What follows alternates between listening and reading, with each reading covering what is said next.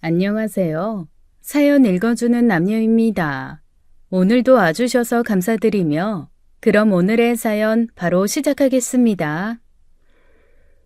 안녕하세요. 저는 60대 여성입니다. 27, 그 젊디 젊은 나이에 남편을 교통사고로 잃었어요. 정신을 차릴 겨를도 없이 혼자서 두 아이를 키우기 시작했습니다. 가진 것도 배운 것도 없던 저는 도자기 공장에 나가 하루하루 일을 했죠. 그러다가 제 인생을 뒤바꿀 큰 사고가 터지고 말았습니다.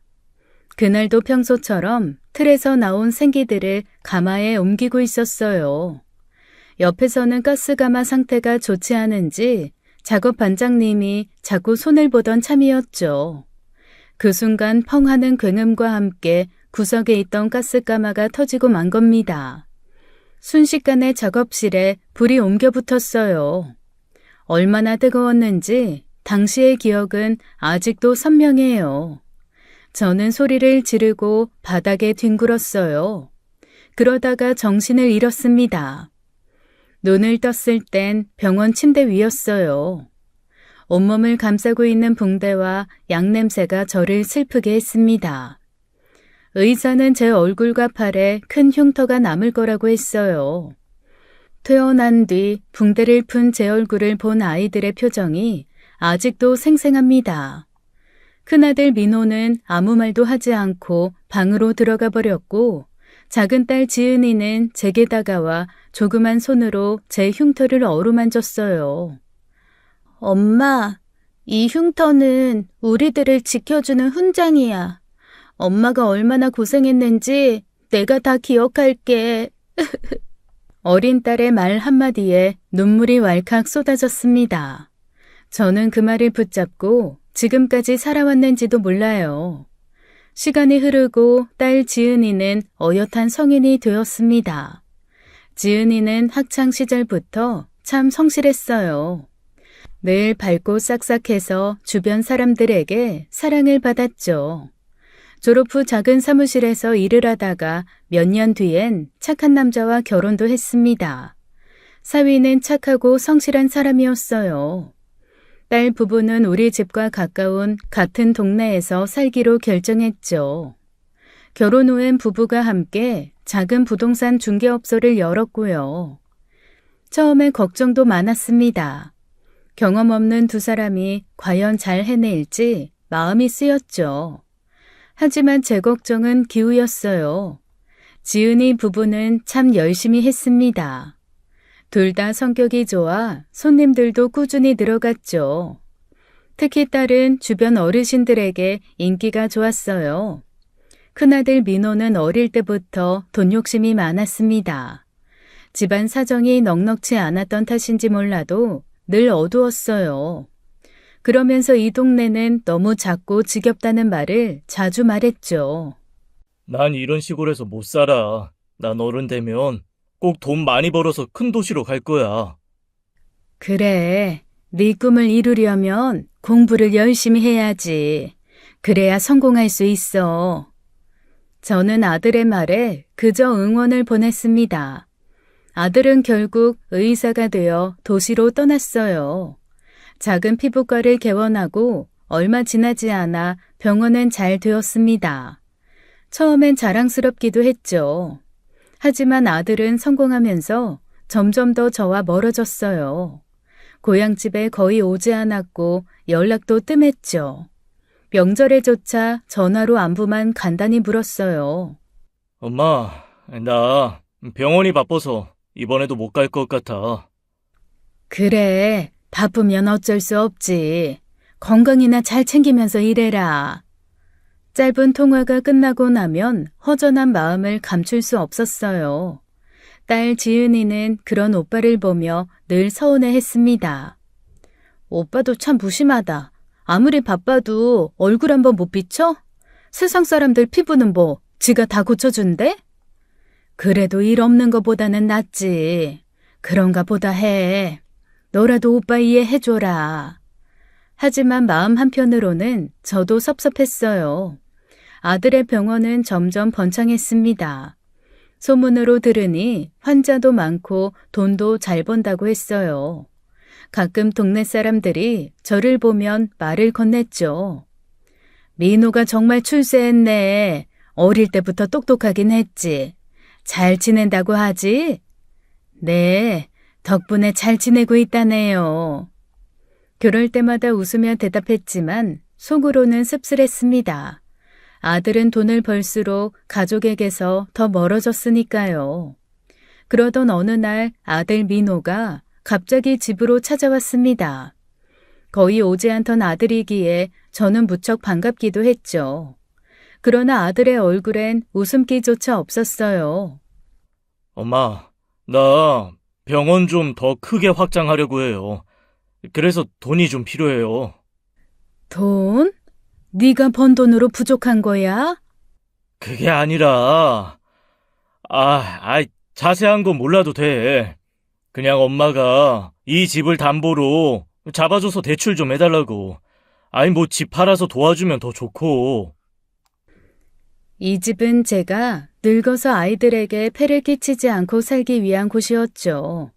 무엇보다 이 집은 돌아가신 남편이 제게 남긴 유일한 유산이었습니다.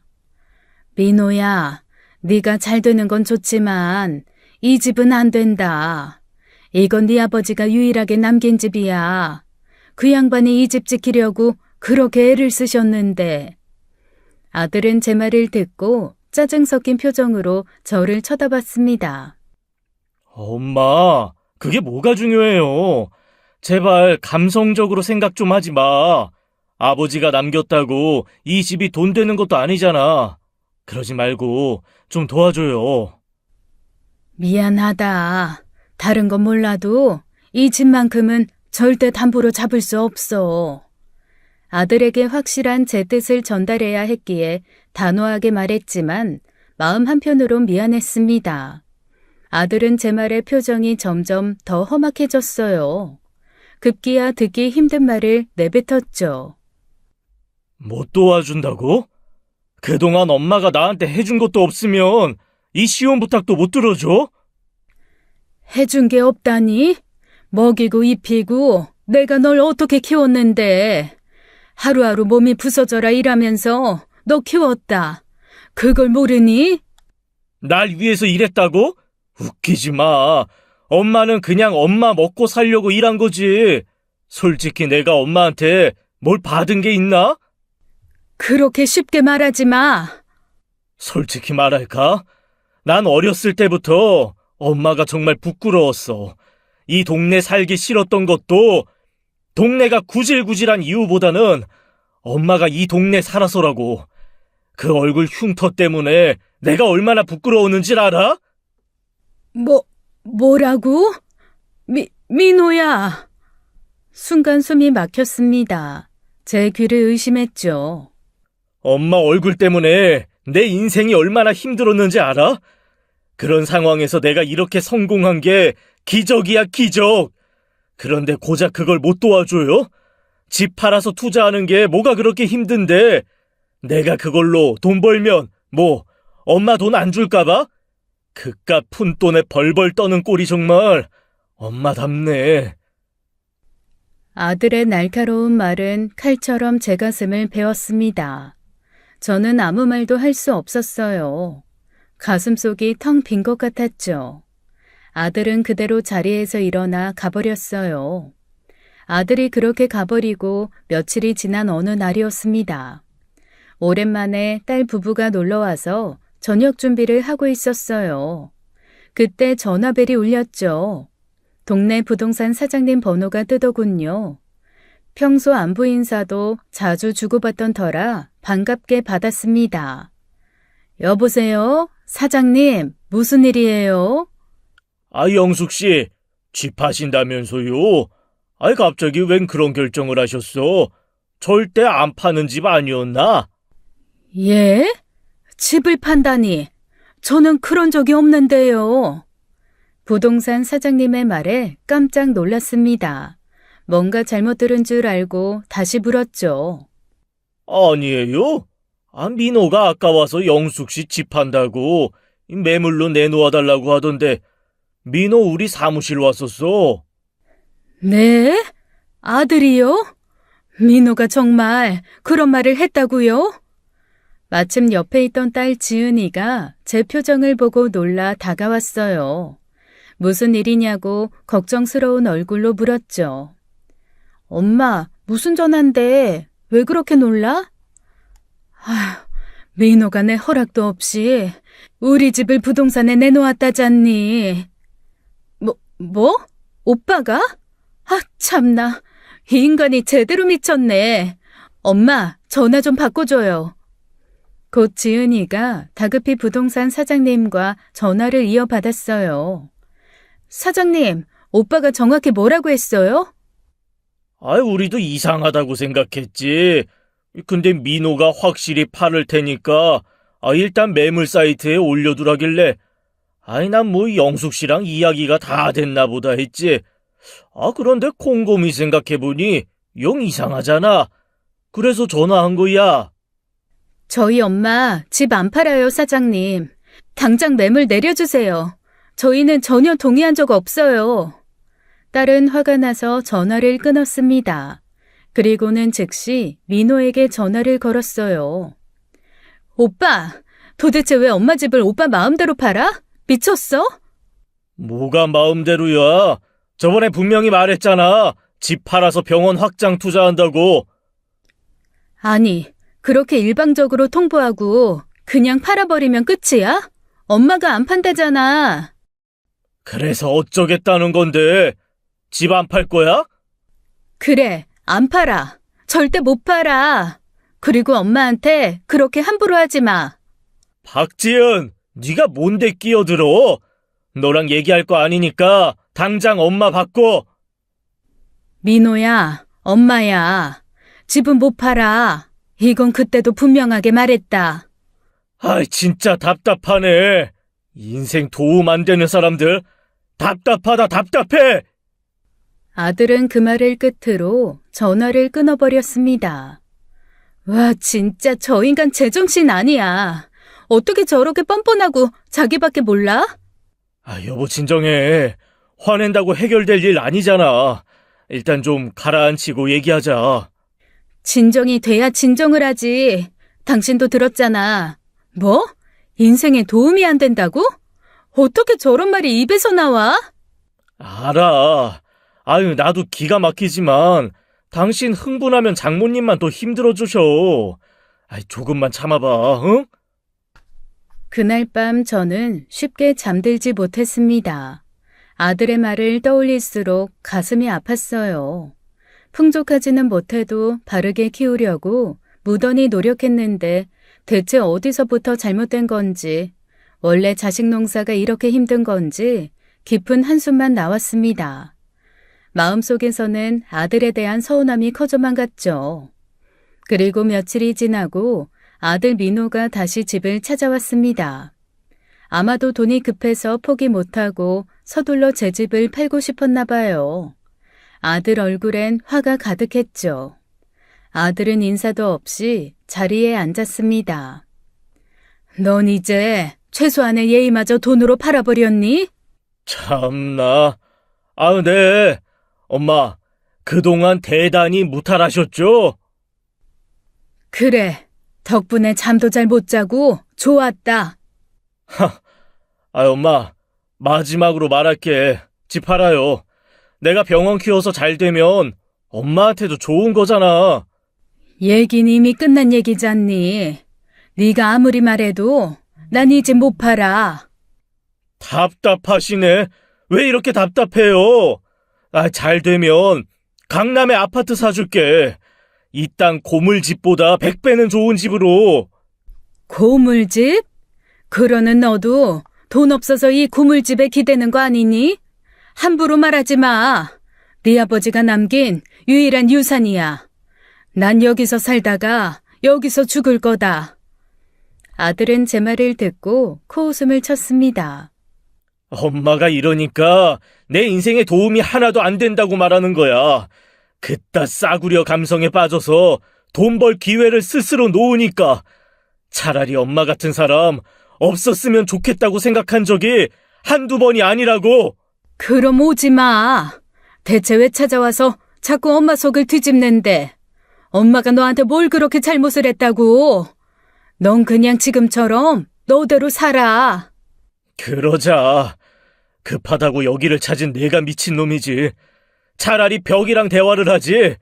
알았어. 안 오면 되지.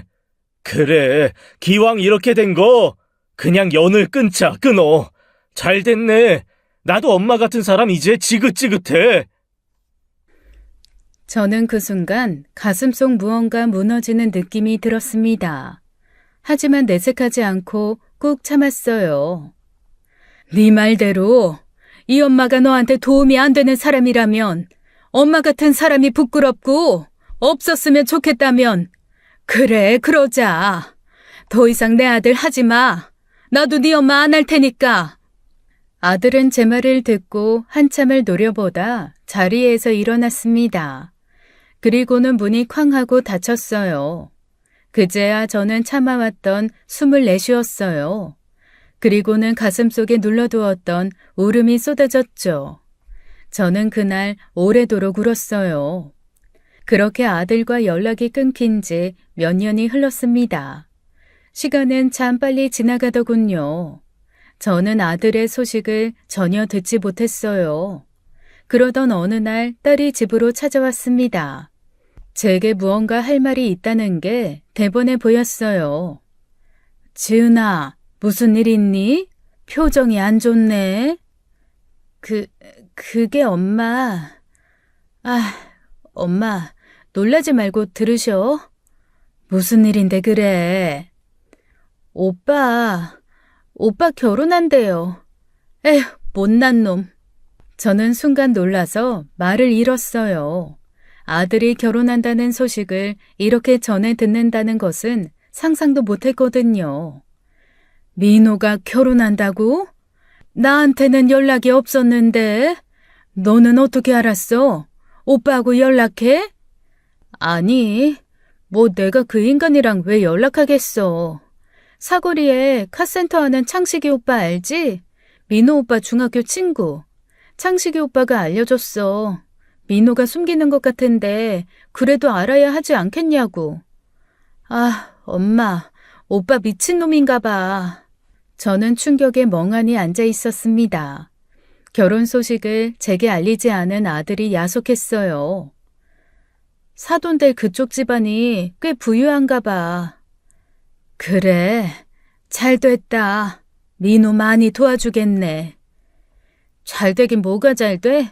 답답한 소리 할래? 엄마 설마 상견례랑 결혼식 전에는 연락하겠지? 아무리 정신이 나갔어도. 모르겠네. 아이 참, 엄마. 아휴. 딸은 한참 동안 자기 오빠 흉을 보고는 집으로 돌아갔습니다. 저는 저녁 내내 멍하니 앉아 핸드폰을 들었다가 놓았다가를 반복했어요. 그리고는 이내 정신을 차려 아들에게 전화를 걸었습니다. 긴 연결음 끝에 아들이 전화를 받았죠.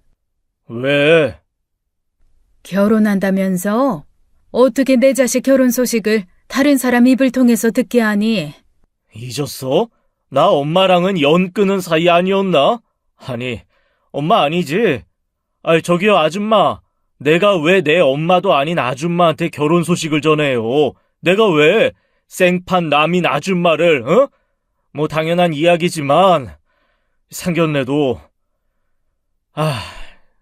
그리고 결혼식도 올 필요 없어요. 민호야, 그래도 네가 이미 다 끝난 얘기예요. 엄마는 내 인생에서 없어진 사람이라고. 그러니까 제발 내 인생에 끼어들지 마세요. 아들은 그렇게 말하고는 전화를 일방적으로 끊었습니다. 자식을 키운 세월이 이렇게 허망하게 느껴질 줄 몰랐네요. 그리고 얼마 지나지 않아 아들의 상견례 날이 다가왔죠. 저는 아들의 상견례에 가지 않았습니다.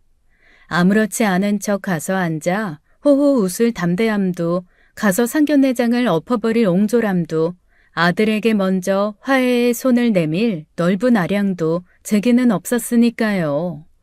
그저 가진 것 없는 촌부는 집에 홀로 앉아 있었어요. 아침부터 딸이 찾아와서 신경질을 부렸죠. 정말 안 가? 참 엄마 고집도 대단하다. 한참을 제 옆에서 어슬렁거리며 짜증을 부리던 딸은 조용히 집을 나가 그날 저녁이 되어서 돌아왔습니다. 딸의 얼굴에는 분노가 가득했어요. 엄마, 나도 이제 오빠랑 연 끊을 거야. 걔 진짜 미친 인간이야. 폐륜하라니까? 오늘 내가 무슨 소리를 들었는지 알아? 아이, 여보, 진정해, 아이, 물 좀 마시고. 아이씨, 생각할수록 열받네. 지은이는 아들 친구 창식이에게 그 장소를 알아냈다고 합니다. 처음부터 엎어버릴 작정을 하고 찾아갔대요. 아들에게 말하지 않고 그 자리에 참석한 거죠. 당연히 갑자기 등장한 딸에 아들은 당황을 했고요. 그런데 그 자리에서 아들이 정말 상상도 못할 말을 한 거죠. 저희 어머니는 정신이 좀 불안정하세요. 해서 외출은 못하십니다. 결혼식에도 아마 참석이 어려울 것 같습니다. 걱정 마세요. 결혼해도 제가 모시거나 하지는 않습니다. 딸은 그 말을 듣자마자 자리에서 일어나 오빠 뺨을 후려쳤다고 합니다. 뭐? 박민호, 이 미친 새끼가. 너 미쳤니? 엄마가 정신이 이상해? 지금 무슨 소리를 하는 거야? 엄마가 정신병이라니. 너가 어떻게 그런 거짓말을 해? 너, 엄마가 널 위해서 어떻게 살았는지 알아? 아들의 예비 처가 식구들은 이 모습을 기겁하며 놀라서 바라봤다고 합니다. 화가 단단히 난 딸이 그 자리에서 아들이 거짓말한 사실을 폭로했죠. 여러분, 우리 엄마는 정신병 같은 거 없어요. 오빠가 엄마한테 집 팔아서 병원 확장 이전 돈 내놓으라고 난리쳤는데 엄마가 안 된다고 하니까 지금 이러는 거라고요. 그렇게 말하고는 딸은 아들에게 이제 깔끔하게 연 끊자고 하고는 돌아 나왔대요. 딸은 제 집에 와서도 억울하고 분한 마음을 감추지 못했습니다. 엄마, 오빠가 어떻게 이럴 수가 있어? 엄마가 오빠를 어떻게 키웠는데? 정신병? 미친놈. 정신병은 지가 있는 거겠지. 이건 엄마를 단단히 무시한 거야. 욕보인 거라고. 미쳤는지도 모르지. 미친 사람들은 자기가 미쳤다는 걸 모른다고 하잖니. 뭐라고? 그게 무슨 말이야? 민호 말대로 이 집이 뭐라고 자식놈 성공길을 막는지. 에이, 엄마. 저는 아무 대답도 하지 않았습니다. 그저 한숨만 쉬었죠. 제가 키운 아들이 저를 이렇게까지 내쳤다는 것이 믿어지지 않았습니다. 딸은 밤늦게까지 분노를 가라앉히지 못했어요. 사위가 간신히 어르고 달래서 자기들 집으로 데려갔죠. 저는 깊은 밤 더 이상 아플 마음도 없었습니다. 다음 날 아들 민호가 집에 찾아왔어요. 아들의 얼굴은 굳어 있었고 눈빛은 날카로웠죠. 그 얼굴에 내 아들이 맞나 싶었습니다. 그때 집에 딸 부부도 있었어요. 제가 걱정되었던 딸이 아침부터 또 찾아왔었거든요. 저는 명절도 아닌데 이렇게나 자주 찾아오는 아들과 딸을 보며 헛웃음이 났죠. 박지은, 너도 있었냐? 잘 됐네. 너 죽고 싶냐? 뭐? 왜? 상견례 망했냐? 아주 잘 됐네. 네 꼬락서니가 아주 볼만하다. 이게 오빠한테 이보세요, 박민호 씨. 연 끊자면서요. 연 끊으면 그냥 지나가는 아저씨지. 그럼 당신이 뭔데? 이게 진짜? 아우, 형님, 진정하시죠. 지금 진정이 되겠어? 야, 박지은, 너 내가 그렇게 우스워 보이냐? 상견례에서 그렇게 망신을 주고 나서도 네가 멀쩡히 지낼 줄 알았어? 오빠 망신은 오빠가 시키고 있는 거야. 알아? 네가 셀프로 네 망신 스스로 시킨 거라고 이 모지라. 머리는 장식이니? 그 똑똑한 머리로 그걸 몰라? 너 내 결혼에 문제가 생기면 너 절대 가만 안 둬. 파혼하면 나도 네 인생 박살내준다고. 형님, 그만하시죠. 막말로 지은이가 뭘 잘못했는데요. 형님이 선을 넘어도 한참을 넘었죠. 어떻게 장모님한테 그러실 수가 있습니까? 그리고 형님이 지은이 인생 박살내려고 하면 전 가만히 있습니까? 어디 해보세요. 형님을 먼저 박살내줄 테니까. 뭐? 매제는 빠져. 어디서 주제 넘게 끼어들어. 시골에서 집이나 파는 나부랭이가? 뭐요? 주제 넘어? 나부랭이? 이게 어린 게 꼬박꼬박 형님 대접해줬더니 눈에 뵈는 게 없지?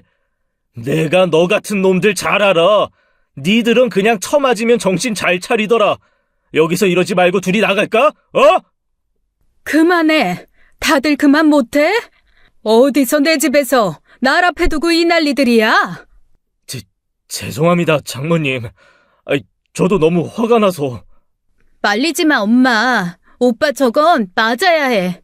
죽도록 맞으면 아주 조금 정신 차릴걸? 그만하래도? 지은이 너 민호한테 사과해라. 엄마, 내가 무슨 사과를 해? 하래도? 참나, 싫어, 못해. 그리고 자네, 박민호 씨. 뭐? 뭔 소리야? 내 딸이 자네 상견례 가서 무례를 범한 건 내가 대신 사과하리다. 하지만 내 딸 인생을 망치겠다고 협박하는 건 내가 용납 못합니다. 더 이상 내 집에서 행패 부리지 말고 가세요. 그리고 엄마 왜 이래? 그리고 이제는 다시는 찾아오지 마세요. 아들 민호는 제 말을 듣자마자 저를 매섭게 노려보았습니다. 그래, 내가 잠시 잊었네. 우리 이제 모자지간 아니지? 그래, 알겠어. 잘들 사셔. 이 집 하나 붙들고 구질구질하게들. 민호는 소리 지르듯 그렇게 말을 하고 현관문을 열고 나갔습니다. 쾅 닫히는 문소리가 온 집안에 울렸죠. 딸은 아들이 나가자마자 울음을 터뜨렸어요. 사위가 그런 딸을 달래주었죠. 저는 애써 딸을 달랬습니다. 하지만 제 마음은 그보다 더 아팠어요. 아마 생사를 도려내도 이보다 아프진 않았을 겁니다. 얼마 뒤 민호가 결국 파혼을 당했다는 소식이 들려왔어요. 민호의 친구가 이 소식을 딸에게 전해주었고 딸이 제게 그 소식을 말해줬죠.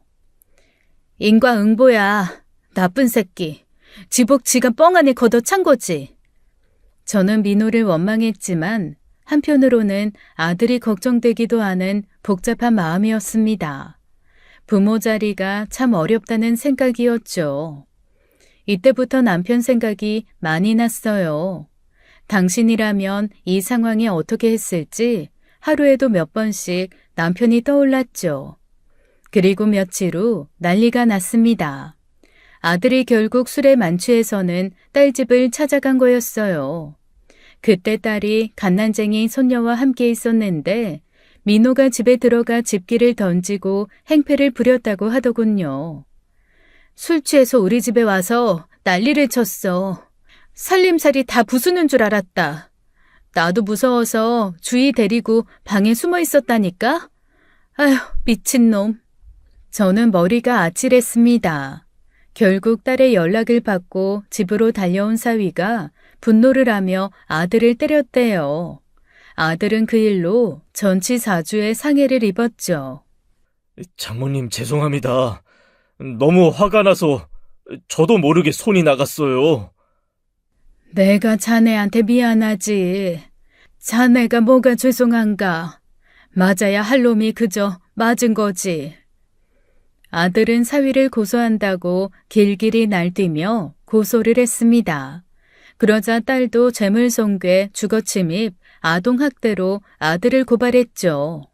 결국 사위와 아들은 각각 벌금형에 처해졌어요. 아들과 크게 싸워 연을 끝낸다 했을 때 저는 그때가 최악의 상황에 왔다고 생각했습니다. 하지만 최악에도 그 밑이 더 있더군요. 하지만 더 깊은 밑바닥이 있을 줄 이때는 정말 상상도 못했어요. 그렇게 저희 가족은 점점 더 최악의 최악으로 치닫고 있었습니다. 그 일이 있고 얼마 지나지 않아 동네에 이상한 소문이 돌기 시작했습니다. 아들 병원에서 시술을 받고 부작용 피해를 입은 환자가 있다는 얘기였어요. 정확한 내용은 모르지만 피해를 입은 환자가 꽤 여럿이라고 했죠. 저는 그저 악의적인 소문이길 바랐습니다. 하지만 얼마 지나지 않아 그 소문이 사실로 드러나게 되었어요. 며칠 후 제 딸 친구인 미애가 저희 집을 찾아왔습니다. 그 아이는 딸 지은이가 어릴 적부터 친하게 지냈던 동네 친구였어요. 딸도 함께 있었지만 둘 다 표정이 좋지 않았죠. 어머니, 저 민호 오빠 병원에 다녔었어요. 스트레스성 여드름이 올라와서 피부과 치료를 받았는데 이거 보세요. 병원 다니기 전보다 상태가 더 나빠졌어요. 미애는 조용히 마스크를 벗어 얼굴을 보여줬어요. 저는 그 얼굴을 보고 깜짝 놀랐습니다. 얼굴 피부가 빨갛게 부어서 잘 모르는 제가 봐도 피부가 심하게 손상되어 보였죠. 엄마, 미애 언니가 오빠 병원에서 치료받다가 이렇게 됐대. 소문이 사실이라고. 아들의 병원에서 이런 피해가 나왔다는 사실이 믿기지 않았어요. 치료 후에 이렇게 심각하게 부작용이 생겼는데 민호 오빠는 저 만나주지도 않아요. 어렸을 때 그렇게 친하게 잘 어울렸는데 어떻게 저한테 이래요? 동네 피부과 안 가고 일부러 오빠네로 간 건데 아는 사람이 하는 곳이니까요. 실장이라는 인간만 나타나서는 병원 책임 아니라고만 하고 어머니, 민호 오빠 변해도 너무 변했어요. 제가 알던 오빠가 아니에요. 어머니 저 어떡해요? 2달 뒤면 결혼식인데. 그러면서 미애는 울기 시작했죠. 2달 뒤 결혼하는 예비 신부 얼굴을 이 지경으로 만들다니 너무 속상하더라고요. 저는 너무 미안하고 당황해서 어찌할 바를 몰랐어요. 미안하다 미애야. 미안해서 정말 어쩌니. 어머님이 사과하실 일이 아니에요. 그런데 너무 속상해서 어머님은 아셔야 할 것 같아서 찾아온 거예요. 어머님이 민호 오빠 좀 따끔하게 혼내주세요. 저만 이런 거 아니에요. 저 말고도 피해자들 많아요. 저는 그저 고개만 숙이고 있었습니다. 얼굴을 못 들겠더군요. 언니, 걱정 마. 내가 엄마랑 어떻게든 방법을 찾아볼게. 저는 미애의 이야기를 들은 다음 날 딸에게 아들 병원에 대해 알아보라고 시켰어요. 딸은 아들 병원에 대해 자세히 알아보기 시작했죠. 며칠 뒤 지은이가 저를 찾아왔어요. 알아봤어? 민호 병원에 문제가 있는 게 맞아? 그런 것 같아. 병원 간호사들이 얘기하는 거 몰래 엿들었는데 오빠가 좀 저가 약물을 사용했나 봐. 그걸로 환자들한테 시술해서 돈을 많이 남기려고 했는데 그게 좀 문제가 된 것 같아. 지금 피해자들이 단체로 소송한다고 난린 것 같고 나 있을 때도 2명이나 항의하러 찾아오고 난리였어. 그게 정말이야? 아니 대체 정석대로 해도 남부럽지 않게 벌면서 대체 왜 그런 거니? 아휴, 그래서 피해자들이 많어? 많은 것 같아. 미애 언니도 소송에 참여할 것 같고 지금 부작용 호소하는 사람들이 한둘이 아니야. 진짜 오빠는 그 돈 욕심 때문에 지무덤 지가 스스로 팔 거야. 아휴, 저는 너무 충격적이어서 말이 나오지 않았습니다. 아들이 돈에 욕심이 많았다는 것은 저도 겪어봐서 알고 있었지만 이렇게까지 무모할 줄은 몰랐죠. 엄마, 이 일 그냥 넘어가서는 안 될 것 같아. 이러다가 오빠 병원 망하는 건 둘째치고 깜빵 가서 콩밥 먹게 생겼어. 솔직히 민호 오빠 교도소 가서 콩밥 먹는 거 난 찬성이긴 한데 그냥 놔두면 피해자가 더 생길 것 같아서. 아휴, 그래. 아무래도 한번 찾아가 봐야겠다. 대체 무슨 생각으로 이런 짓을 벌였는지 모르겠구나. 며칠 후 저는 딸과 함께 민호를 직접 찾아갔습니다. 병원에서 발생한 피해 사건이 더 이상 수습하기 불가능해지기 전에 피해자들과 합의를 하라고 요구하기 위해서요. 민호야, 지금이라도 정신 차려라. 일이 더 커지기 전에 피해자들하고 합의 보고 다시는 이런 일 벌이지 않겠다고 약속해. 그래, 지금이라도 사과하고 끝내. 나중에 진짜 감당 못할 일이 벌어진다고. 민호 오빠, 나 진짜 오빠 생각해서 여기까지 참으면서 왔어요. 치료비랑 다시는 이런 일 없겠다고 약속만 하면 나도 일 키우고 싶지 않아요. 참나. 야, 누가 보면 우리 병원이 진짜 시술 잘못이라도 한 줄 알겠네. 어디서 치료비 명목으로 내 돈을 뜯으려고. 괜한 헛소리 하지 말고 당장 다 나가. 왜들 몰려와서 이 난리야. 합의? 내가 뭔 잘못을 했는데. 억울하면 법대로 하든가.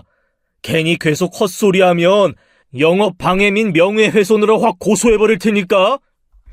아들은 오히려 화를 내더니 저희를 병원에서 쫓아냈습니다.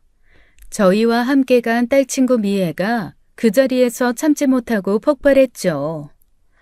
어머니, 저 이제 못 참아요. 치료비만 받고 끝내겠다는 것도 정말 어머님 얼굴 봐서 많이 참은 거라고요. 그런데 뭐라고요? 법대로 하라고요? 좋아요. 민호 오빠가 이렇게 나온다면 어쩔 수 없네요. 저도 법대로 할게요. 그래, 미애 언니, 차라리 그렇게 하자. 저 인간 사람 아니야. 아주 돈에 미친 악귀라니까? 아들 병원을 방문한 그날 저녁 아들이 딸에게 전화를 걸어왔습니다. 딸 부부와 저녁 식사를 함께하고 있어서 저도 그 자리에 있었어요. 아마도 미애가 소송을 하겠다고 아들에게 문자를 했나 보더라고요. 너 내가 분명히 경고했지? 내 일에 또 한 번만 더 끼어들면 가만두지 않겠다고. 네가 미애 선동하고 꼬드겨서 걔가 소송하겠다고 난리치는 거 아니야? 사태를 키우는 건 지금 오빠야. 오빠가 미애 언니랑 피해자들 제대로 대응 안 하고 무시하니까 일이 이렇게 된 거잖아. 내 병원엔 아무 문제 없어. 제대로 치료해줬는데 괜히 돈 뜯어내려고 생떼 부리는 거라고. 그리고 박지은, 너 잘 들어? 너한테 다시 한번 분명히 경고한다. 네가 뒤에서 사람들 선동해서 단체 소송이라도 걸리면 나 진짜 너 가만 안 둬. 알아들어? 그렇게 말하고 아들은 일방적으로 전화를 끊어버렸습니다. 이제 정말 돈 때문에 인생 막 가는 것 같아. 그만 신경 쓰자. 자기 인생 스스로 꼬이게 만드는 사람인데 우리가 더 간섭한다고 뭐가 달라지겠어? 아들이 자기 잘못을 인정하고 사과하기는커녕 오히려 가족과 피해자들을 협박하고 있다는 사실이 믿기지 않았어요. 딸 부부와 저녁 식사를 하고 돌아간 후 저는 고민 끝에 민호에게 직접 전화를 걸었습니다. 지금이라도 일을 해결하라고요. 민호야, 지금이라도 피해자들한테 사과해라. 이 이상 일 키우면 그땐 정말 돌이키기 힘들어. 내 일은 내가 알아서 할 테니까 제발들 관여하지 마. 엄마가 무슨 상관인데 끼어들어. 망해도 내가 망해.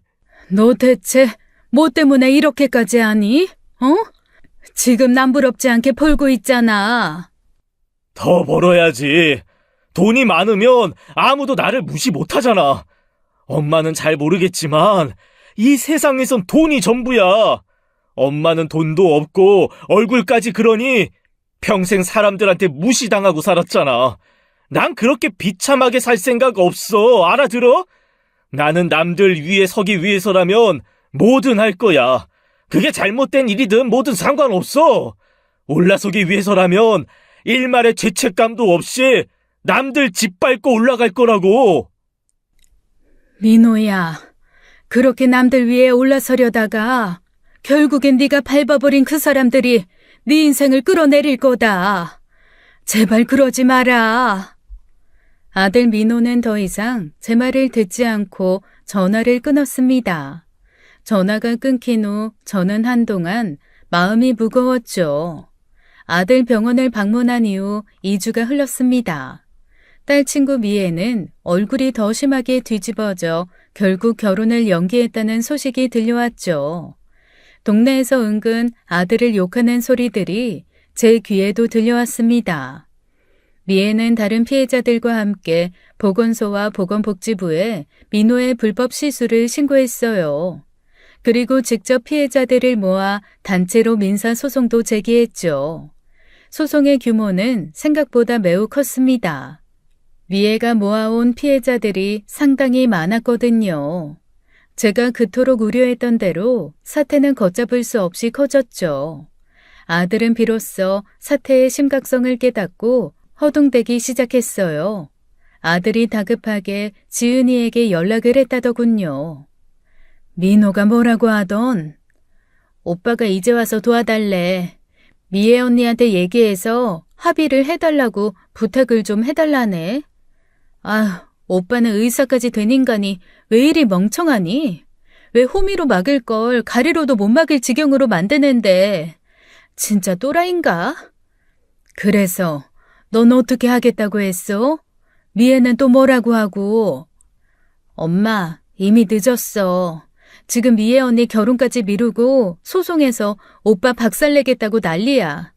이제서 합의하자고 하면 미애 언니가 그때처럼 내 치료비만 받고 끝낼게요. 이러겠어? 미애 언니가 저번에도 엄마 입장 생각해서 진짜 엄청 참으면서 민호 오빠 찾아간 건데 그때도 부처님 인내심까지 끌어와서 참은 거야. 알아? 그런데 그렇게 문전박대하고 쫓아냈으니 안 열받겠어? 나 같아도 안 참아.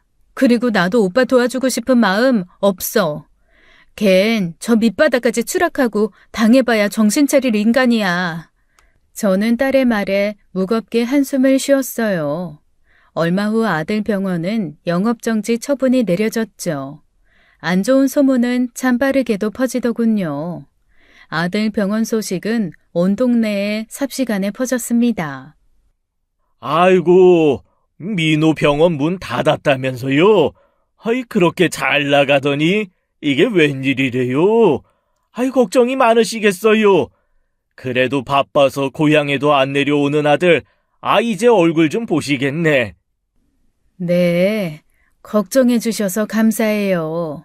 그래도 이 기회에 민호가 자기 인생을 좀 돌아보지 않을까 싶네요. 사람 일이라는 게 좋을 때도 있고 안 좋을 때도 있는 거니까요. 아들이 대체 뭐가 부족해서 이런 선택을 했는지 이해할 수가 없었어요. 결국 민호는 병원 문을 닫아야 했습니다. 뿐만 아니라 피해자에게 무시무시한 규모의 민사소송도 당했죠. 아들은 결국 이 사건으로 모든 걸 잃고 말았습니다. 심지어 살던 집까지 경매로 넘어갔다는 소식이 들렸어요. 저는 걱정되는 마음에 아들에게 전화를 걸었습니다. 하지만 돌아온 건 없는 번호라는 안내음 뿐이었어요. 나도 오빠랑 연락하려고 했는데 번호 바꿨는지 연락이 안 되네. 저는 아들이 그동안 병원을 운영하며 많은 돈을 벌었기에 쉽지는 않지만 분명 재기할 수 있을 거라 생각했습니다. 하지만 아들은 완전히 망한 채 흔적도 없이 사라져버렸어요. 하루하루 아들 생각에 마음이 편하지 않았죠. 아들이 어디서 무엇 하고 살고 있는지, 건강은 괜찮은지 걱정이 되었습니다. 그런 제 마음을 아는 딸이 아들을 수소문해서 찾았어요. 하지만 쉽게 찾을 수 없었죠. 다만 아들 친구에게 몇 가지 이야기는 들을 수 있었습니다.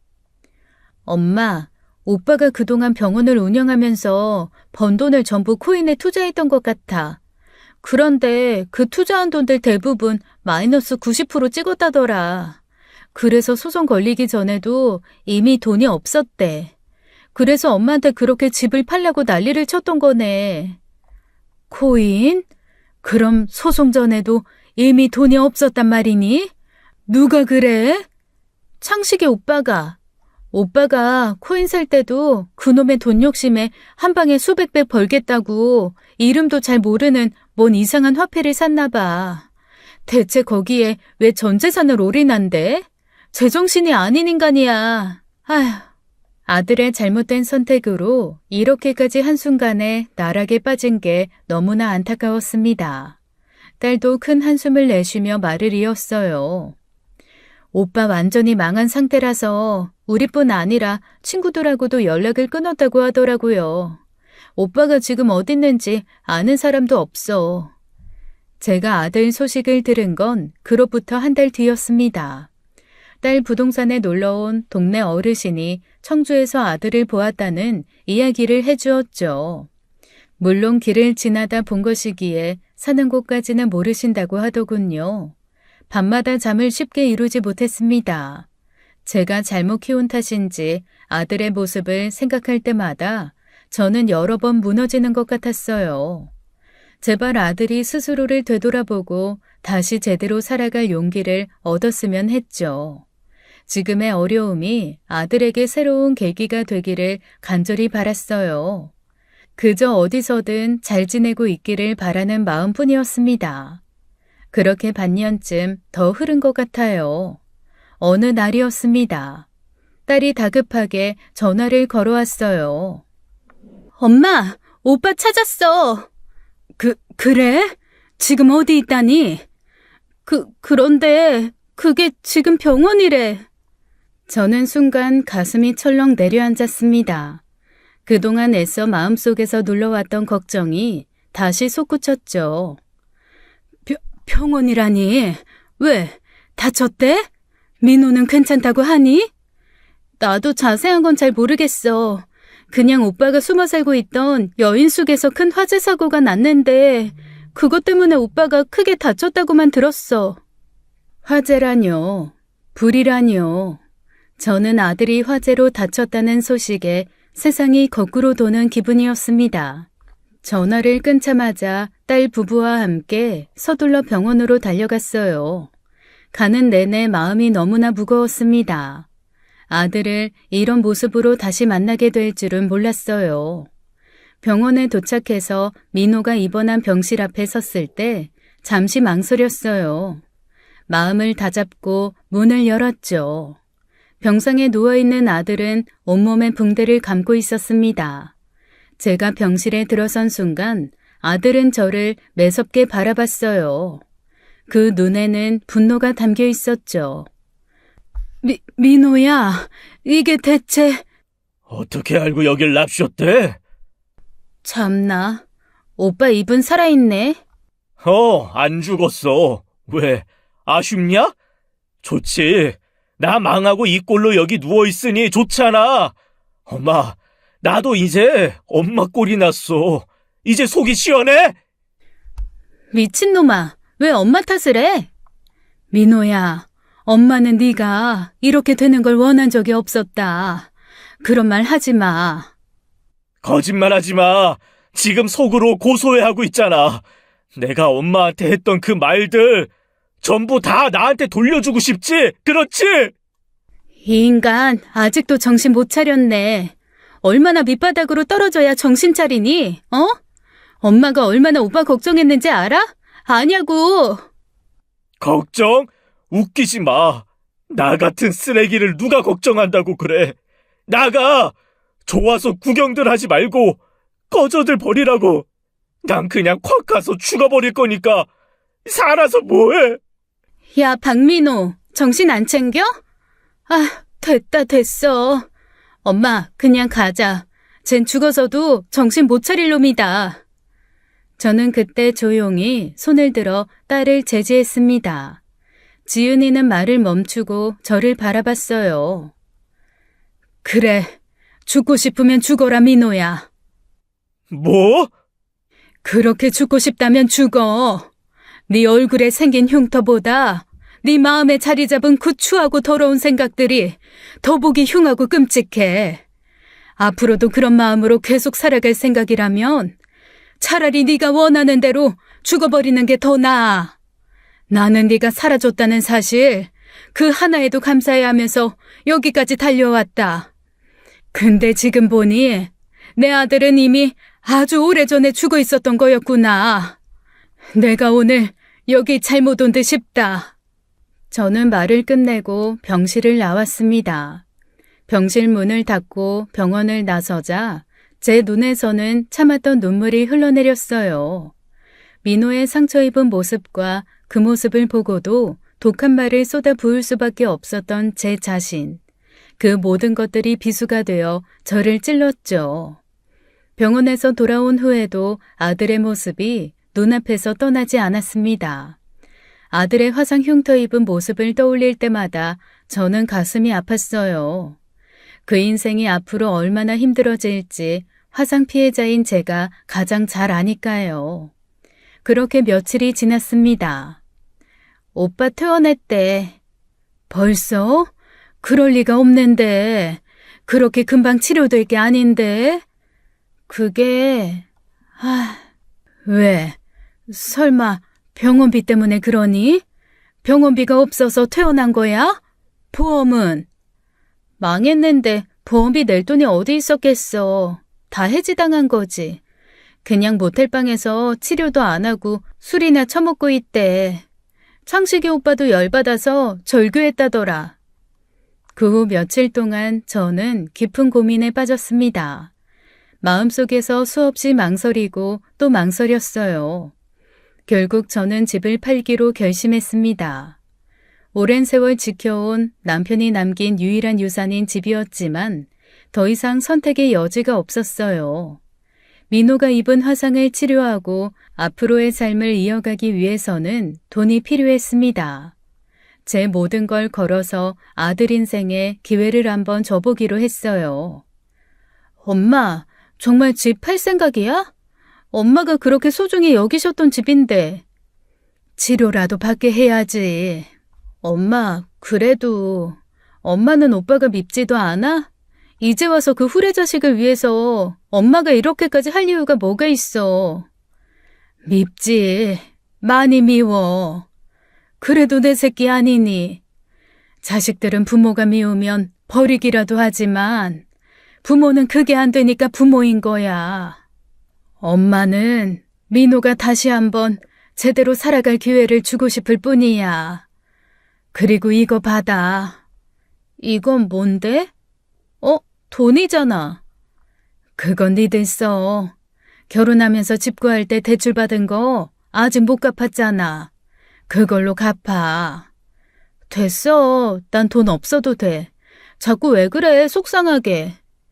그건 엄마가 주고 싶어서 주는 거야. 그냥 받아. 딸은 한참 말을 잇지 못했습니다. 저는 집을 그렇게 금매로 내놓았어요. 딸 부부가 잘 팔아주었죠. 집 한 돈을 저는 딸에게 맡겼습니다. 저 대신 아들 병원비와 화상 재건 수술비로 써달라고요. 저는 살던 집을 떠나 작은 원룸 전셋집으로 이사를 했어요. 오랜 세월 살아온 익숙한 공간을 떠나는 건 쉬운 일이 아니었죠. 정리할 짐도 많았고요. 작은 원룸은 혼자 살기에는 적당했습니다. 며칠간은 쉽게 잠들지 못하고 뒤척였어요. 딸이 자주 집으로 찾아왔죠. 이사하고 몇 달이 지나서는 간간히 아들 소식도 전해주었어요. 엄마, 오빠 치료는 받고 있는 것 같아. 이번에 피부 이식 수술도 받는다고 하더라. 그래, 다행이네. 그렇게 시간이 흘러 어느덧 3년이 지났습니다. 어느 날 집에서 혼자 저녁을 준비하던 중 초인종이 울렸어요. 누구일까 궁금해하며 문을 열었는데 뜻밖의 사람이 문 밖에 서 있었죠. 아들 민호였습니다. 아들의 모습은 한눈에 보기에도 예전보다 나아져 보였어요. 서로 한참을 말없이 바라보기만 했죠. 그때 아들이 문 앞에서 무릎을 꿇었습니다. 엄마, 죄송해요. 정말 죄송해요. 제가 엄마한테 너무 큰 잘못을 했어요. 엄마가 날 위해 어떻게 살았는지 알면서도 제가 욕심에 눈이 멀어 엄마 마음을 짓밟았어요. 정말 죄송해요, 엄마. 저는 아무 말도 하지 못한 채 가만히 서 있었습니다. 일어나, 민호야. 살아보니 사람이 완벽하게 사는 것도 아니더라. 잘못을 했다면 반성하고 변하면 되는 거야. 너 돌아올 날만 기다렸다. 민호는 여전히 고개를 들지 못했습니다. 엄마, 정말 미안해요. 저는 아들을 일으켜 세웠어요. 그리고 아들의 손을 잡아주었습니다. 들어와. 식사 안 했으면 오랜만에 같이 밥이나 먹자. 아들은 그제야 고개를 들고 저를 바라봤습니다.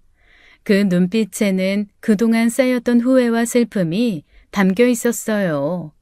저는 아들의 어깨를 다독이며 조용히 말을 이었습니다. 용서하고 말고가 어딨어. 엄마는 그 불 속에서 네가 살아 돌아와 준 것만으로도 고마웠다. 이제는 다 잊고 새롭게 살아. 돈 말고 그저 네 행복을 위해서 살아. 엄마한테 미안하면 이제 네가 앞으로 옳은 길에서 잘 살아가는 게 엄마한테 가장 큰 보답이야. 아들과 저는 오랜만에 마주보며 함께 눈물을 흘렸습니다. 아들은 치료 과정이 얼마나 힘들었는지 또 그 시간을 보내며 제가 얼마나 힘들었을지 생각하며 많은 후회를 했다고 합니다. 3년 동안 여러 번 집 앞까지 왔다가 돌아가기를 반복했다고 해요. 제게 너무 미안해서 차마 집으로 들어올 수가 없었다더군요. 저는 그저 조용히 아들의 이야기를 들어주었어요. 그날 밤 민호는 제 작은 원룸에서 함께 잠이 들었습니다. 오랜만에 저는 마음 편히 잠들 수 있었어요. 그 뒤 민호는 작은 병원에서 월급 의사로 일을 시작했습니다. 버는 돈은 예전과 비교할 수 없이 작았지만 아들은 새로운 삶에 만족하는 듯 했어요. 한 번은 딸이 저를 찾아와 아들 민호의 소식을 전했습니다. 오빠가 정말 미친 것 같아. 왜? 또 무슨 일이 있는 거야? 그게 아니라 오빠가 병원 일 말고도 화상 입은 애들을 위해서 봉사활동을 시작했다네? 참나, 사람이 갑자기 180도로 변하면 그것도 너무 무서운 건데. 저는 딸의 말에 웃고 말았습니다. 변한 아들이 참으로 대견했죠. 어느 날은 저도 아들이 봉사활동을 하는 곳에 찾아갔습니다. 아들은 제가 온 줄도 모르고 바쁘게 움직이고 있었어요. 저는 멀리서 그 모습을 가만히 바라봤습니다. 그때 한 아이가 제게 다가와 조용히 말을 걸었어요. 할머니는 누구세요?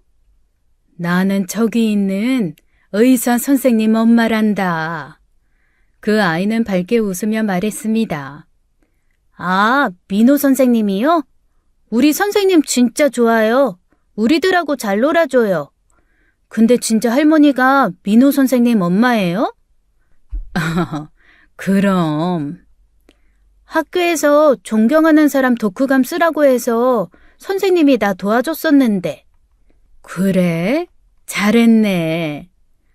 그런데 선생님은 이 세상에서 가장 존경하는 사람이 자기 엄마래요. 저는 아이의 말에 순간 아무 말도 할 수 없었습니다. 가슴이 뜨거워지고 괜시리 눈시울이 붉어졌어요. 그날 조용히 집으로 다시 돌아왔습니다. 아들이 이제야 비로소 자신의 삶을 찾아가고 있다는 생각에 마음이 편해졌어요. 모든 아픔과 슬픔은 이제 먼 과거의 기억으로 남을 수 있을 것 같았습니다. 민호는 봉사활동을 꾸준히 다니면서 그곳에서 만난 한 여성과 결혼을 했습니다. 결혼 후에도 아들은 여전히 성실하게 살아가고 있어요. 이제 길었던 아픔과 슬픔이 지나가고 평온한 일상이 찾아왔음을 저는 느낄 수 있었습니다. 지금까지 사연 읽어주는 남녀였습니다. 끝까지 시청해주신 여러분 감사드리며 저희는 다음 사연으로 돌아올게요. 감사합니다.